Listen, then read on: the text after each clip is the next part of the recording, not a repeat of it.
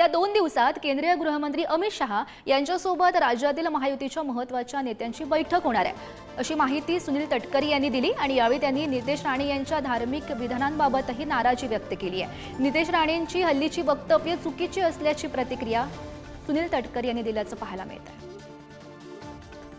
ज्या वेळेला प्रदेश पातळीवरती आमची बैठक 2 दिवसांमध्ये होईल, मागे एकदा आम्ही चर्चा केली, एकनाथराव शिंदे, देवेंद्रजी, अजितदादा, चंद्रशेखरजी बावनकुळे, सुनील तटकरे, प्रफुल्ल पटेल, आम्ही या विषयावरती सखोल त्या ठिकाणी चर्चा केली।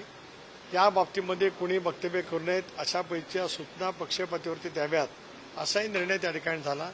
जरूर पिंपरीमध्ये काय घडलं असेल, मावळमध्ये काय घडलं असेल याची माहिती आम्ही घेऊ। 2 दिवसांमध्ये आमची पुन्हा उच्चस्तरीय बैठक होणार आहे। कदाचित अमित भाईंच्या उपस्थितीमध्ये सुद्धा बैठक होईल, त्यावेळेला या संदर्भातली चर्चा आम्ही करू। पुन्हा घटक पक्षाच्या मध्ये विसंवाद बूथ लेव्हलपासून ते राज्य पातळीवरती होणार नाही याची खबरदारी आम्ही सगळेजण त्या ठिकाणी घेऊ। एक असं आहे की एखादी बाब कुठे घडली असेल, मग ती कुठल्याही धर्माच्या कुठल्याही समाजाच्या बाबतीमध्ये असेल, ती चुकीची असेल, धार्मिक भावना दुखावणारी असेल तर त्याचा तातडीने निषेध आम्ही सर्वजण त्या ठिकाणी निश्चितपणे करत असतो।